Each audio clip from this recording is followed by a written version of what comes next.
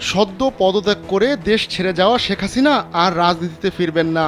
British গণমাধ্যম বিবিসিকে দেওয়া এক সাক্ষাৎকারে একথা জানিয়েছেন তার ছেলে সজীব ওয়াজেদ জয়। তিনি বলেন, এত কঠোর পরিশ্রমের পরও কিছু সংখ্যক মানুষ যে তার বিরুদ্ধে যেতে পারে এটা ভেবে তিনি খুবই হতাশ হয়েছেন। বিবিসি ওয়ার্ল্ড সার্ভিসের নিউজ আওয়ারের সঙ্গে কথা বলার সময় জয় আরও বলেন, তার মা রোববার থেকেই পদত্যাগ করার কথা চিন্তাভাবনা করছিলেন এবং পরিবারের অন্যান্য সদস্যরা জোর দেওয়ার পর তিনি নিজের সুরক্ষার জন্য দেশ ছেড়েছেন। জয় আরও বলেন, শেখ হাসিনা বাংলাদেশকে বদলে দিয়েছেন।